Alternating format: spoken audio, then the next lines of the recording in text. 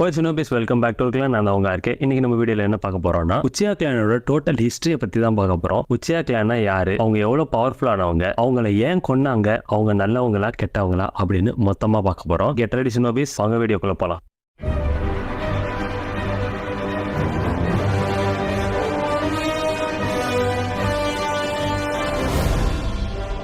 領域展開無料空襲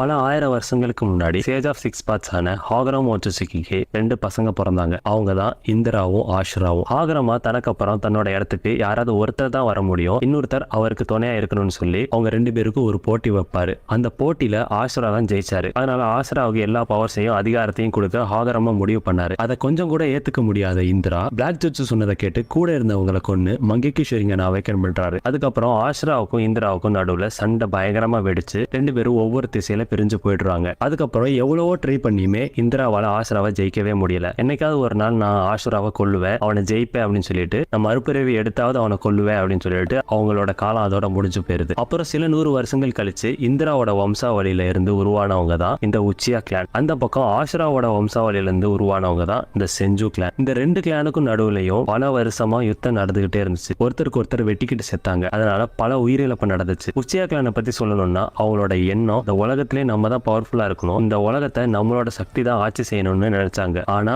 அதே அளவுக்கு பவர் இருக்கிற செஞ்சு கிளான் அதை ஒத்துப்பாங்களா? உங்களை மாதிரி தீய சக்திகள் கிட்ட உலகத்தை விட்டு கொடுக்க மாட்டோம்னு சண்டை போட்டுட்டே இருந்தாங்க. உச்சியா கிளான் சொன்னாலே ஒண்ணுதான் நம்ம எல்லாருக்கும் ஞாபகம் வரும், அதான் ஷெரிங்கான். அந்த ஷெரிங்கான் ஒன்னாவது பவர்ஃபுல் தோஜுட்சு. ரெனிகனுக்கு அப்புறம் பவர்ஃபுல்லான தோஜுட்சுனா அது ஷெரிங்கான் தான். உச்சியா கிளானுக்குன்னே ஒரு தனிப்பட்ட ஸ்பெஷல் எபிலிட்டிஸ் இருக்கு. நம்ம எல்லாரும் பாசிட்டிவிட்டி இருந்தா மட்டும்தான் நம்மளால நிம்மதியா வாழ முடியும். இழப்புகள் நமக்கு வழிகளை மட்டும் தான் தரும். ஆனா உச்சியாவுக்கு இழப்பு தான் பவர். அவங்க எவ்வளவுக்கு எவ்வளவு இழக்கிறாங்களோ அவ்வளோக்கு அவ்வளோ அவங்க பவர்ஃபுல் ஆவாங்க. இப்படியே பல காலம் செஞ்சு இனத்துக்கும் உச்சியா இனத்துக்கும் போர் நடந்தபடியாவே இருந்துச்சு. அப்பதான் அந்த 2 இனத்துல இருந்த 2 சின்ன பசங்க அவங்க கிளான் என்னன்னே அவங்களுக்கு தெரியாம சந்திச்சுக்கிறாங்க. அவங்க தான் ஹாஷிராமாவும் மாதராவும். இதுல என்ன ட்விஸ்ட்னா, ஹாஷிராமா ஆஷுராவோட மறுபிறவி, மாதரா இந்திராவோட மறுபிறவி. 2 பேருக்குமே இந்த யுத்தத்துல உடன்பாடு இல்ல. அவங்க 2 பேரும் சந்திக்கிற நேரம் மட்டும்தான் அவங்களுக்கு நிம்மதியான நேரமா இருந்துச்சு. அந்த நேரத்தை சரியா பயன்படுத்தி ஒருத்தருக்கு ஒருத்தர் நண்பர்கள் ஆனாங்க. ஒருத்தருக்கு ஒருத்தர் அவங்க கனவுகளை பகிர்ந்துகிட்டாங்க. அப்புறம் ஒரு நாள் செஞ்சுக்கும் உச்சியாவுக்கும் நடந்த சண்டையில ஹாஷிராமாவோட ஒரு சகோதரனான கிட்டாமா செஞ்சுவை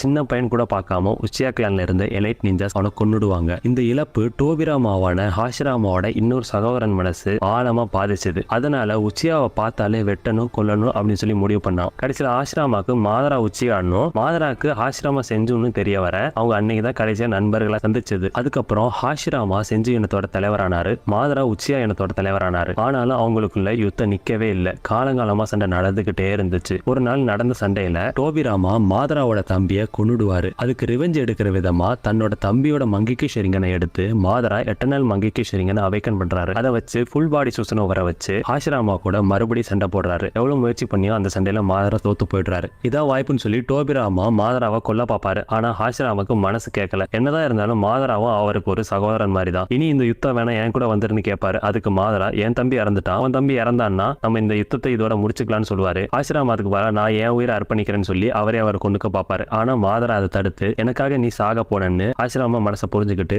ஆஷிராமா கூட கை கோப்பாரு. இப்போ செஞ்சு கிளானும் உச்சியா கிளானும் சமாதானம் ஆகி ஒன்னா இருக்க தொடங்கினாங்க. அதுக்கப்புறம் ஹாஷிராமாவும் மாதராவும் சேர்ந்து ஒரு வில்லேஜை உருவாக்குனாங்க. அந்த வில்லேஜுக்கு ஹிடன் லீஃப்னு பேர் வச்சது மாதரா தான். அந்த வில்லேஜுக்கு யார் லீடரா ஆகணுங்கிற பொறுப்பை மக்கள் கையில கொடுத்திருப்பாங்க.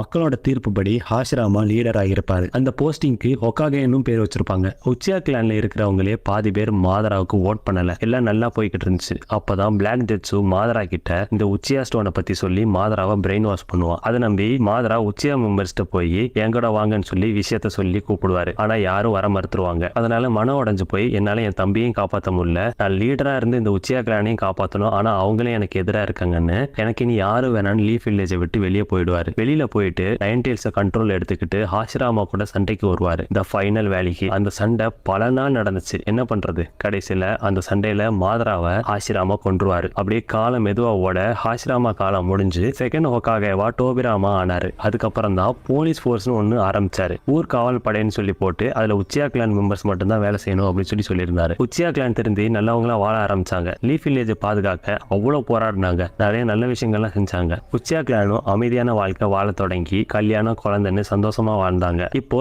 தேர்ட் ஹோகாகேவா ஹிருசன் சருட்டோபியும் அவரோட அட்வைசராகவும் ஆன்வல் பிளாக் ஆப்ஸோட லீடராகவும் டான்சோ ஆனார். உச்சியா கிளானுக்கு ஃபுகாகு லீடர் ஆனார். டான்சோக்கு உச்சியானாலே பிடிக்காது. எல்லா விஷயத்திலையும் தள்ளி தள்ளி வைப்பாரு. அதனால உச்சியா கிளான் மெம்பர்ஸ் கோவப்பட ஆரம்பிச்சாங்க. ஃபுகாகு கிட்ட கம்ப்ளைண்ட் பண்ணி ஆக்ஷன் எடுக்க சொன்னாங்க. ஆனா ஃபுகாகு கொஞ்சம் பொறுமையா இருங்கன்னு சொல்லி அவங்க கிளான் மெம்பர்ஸ் எல்லாரையுமே சமாதானப்படுத்தி வச்சாரு. அந்த சமயத்துல தான் மாதரான்னு சொல்லி டோபி நைன் டெயில்ஸை வச்சு லீஃப் வில்லேஜை அட்டாக் பண்ணா. அந்த டைம்ல ஃபுகாகுவும் உச்சியா மெம்பர்ஸும் சேர்ந்து போயிருந்தா ஃபுகாகுவோட ஷெரிங்கானை வச்சு நைன் டெயில்ஸை கண்ட்ரோல் பண்ணி சேதத்தை தடுத்து நிறுத்திருக்க முடியும். ஆனா டான்சோ உச்சியா மெம்பர்ஸ் யாருமே அந்த அட்டாக் நடக்கிற இடத்துக்கு போகக்கூடாது, மக்களை அப்புறப்படுத்துற வேலையை மட்டும் பாருங்கன்னு சொல்லி ஆர்டர் போட்டிருப்பாரு. அந்த அட்டாக்ல பயங்கர சேதம், நிறைய உயிரிழப்பு நடந்துருச்சு. அதுலதான் ஃபோர்த் ஹோகாகேவும் இறந்திருப்பாரு. அதனால நைன் டெயில்ஸ் அட்டாக்கு அப்புறம் உச்சியா கிளான ஊருக்கு எல்லையில மாத்தினாங்க. அதுவும் முழு நேர கண்காணிப்புல இருக்குன்னு சொல்லியிருப்பாரு. இந்த விஷயம் ஃபுகாகுக்கு சுத்தமா பிடிக்கல. உச்சியா கிளான் மெம்பர்ஸ் எல்லாம் சேர்ந்து ஒரு மீட்டிங் போட்டாங்க. நம்ம இந்த வில்லேஜுக்கு இவ்வளவு பண்ணியும் நம்மள நம்பாம இப்படி ஒதுக்கி வைக்கிறாங்களே, அப்ப மாதரா சொன்னது சரிதான் போலன்னு சொல்லிட்டு தலைமையை நம்ம கைப்பற்றணும்னு சொல்லி ஒரு பிளான் போடுவாங்க. அப்ப டான்சோ என்ன பண்ணாரு, உச்சியா கிளான் கண்டிப்பா ஏதோ ஒரு சதி திட்டம் தீட்ட பாக்குறாங்கன்னு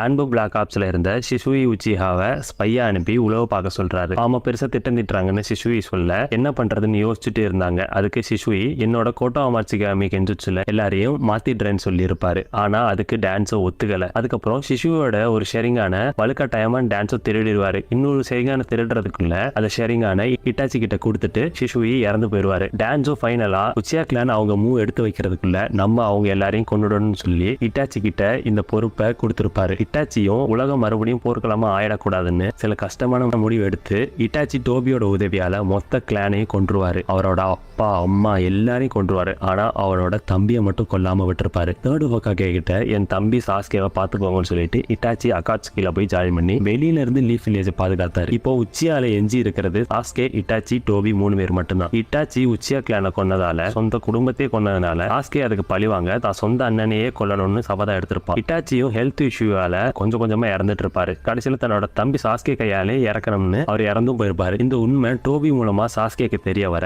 அண்ணன் நல்லா வந்தா அண்ணனை யூஸ் பண்ணிக்கிட்டு இந்த லீஃப் வில்லேஜ் பழி வாங்கணும்னு டோபி கூட கை கோர்த்துக்கிட்டு டான்சோவை கொன்றுவான். லீஃப் வில்லேஜையும் அழிக்கணும்னு முடிவு பண்ணுவான். அந்த சமயத்துல தான் ஃபோர்த் கிரேட் நிஞ்சா வார்ல இட்டாச்சியை ரீஅனிமேட் பண்ணிருப்பாங்க. இட்டாச்சி திரும்ப வந்து சாஸ்கேக்கு அறிவுரை சொல்லிட்டு மறுபடியும் போயிடுவாரு. அந்த டோபி யாருன்னு பார்த்தா ரொம்ப வருஷத்துக்கு முன்னாடி இறந்து போனதா நினைச்ச ஒபிட்டோ உச்சிஹா, ககாஷியோட ஃப்ரெண்டு, ககாஷியோட டீம்மேட். இந்த நேரத்துல தான் இறந்து போன மாதராவை ரீஅனிமேட் பண்ணி கொண்டு வந்திருப்பாங்க. ரெண்டே உச்சிஹா மொத்த உலகத்தையும் எதிர்த்து நிற்பாங்க. டென்டெயில்ஸை கண்ட்ரோல்ல எடுத்து மாதராவோட பல நாள் கனவான இன்ஃபினிட்டி சுகியாமியா வர வச்சிருப்பாரு. ஆனா கடைசியில மாதராவை பிளாக் ஜெட்ஸு ஏமாத்தி கொன்றுவான். ஏன்னா இந்த எல்லாத்துக்குமே காரணம் பிளாக் ஜெட்ஸு தான். அந்த உச்சியா ஸ்டோன்ல எழுதினது ஹாகரமோ அதை தனக்கு சாதகமான வார்த்தைகளா மாத்தி இந்திராவையும் மாதராவையும் மேனிபுலேட் பண்ணிருப்பான். இவ்வளவு நாள் நடந்த மொத்த யுத்தத்துக்குமே காரணம் இந்த பிளாக் ஜெட்ஸு தான். ஒபிட்டோ உச்சியாவையும் காகியா கடைசியில கொன்றுவா. சாஸ்கேவும் நருட்டோவும் ஒன்னு சேர்ந்து ஃபோர்த் கிரேட் நிஞ்சா வர தடுத்து நிறுத்திட்டு அப்புறம் ஃபைனல் வேலையில அவங்க 2 பேர் சண்டை போட்டுக்குவாங்க. கடைசியில நருட்டோ சாஸ்கேவை டிஃபீட் பண்ணி சாஸ்கேக்கு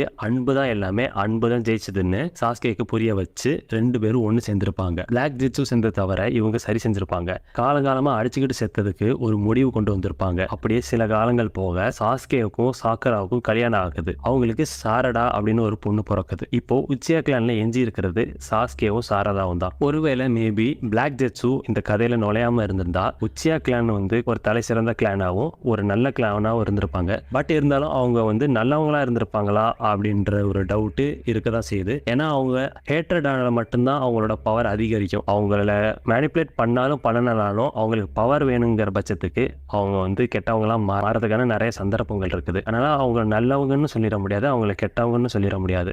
ஓகே ஷினிவிஸ், உச்சியா கிளானை பத்தி மொத்தம்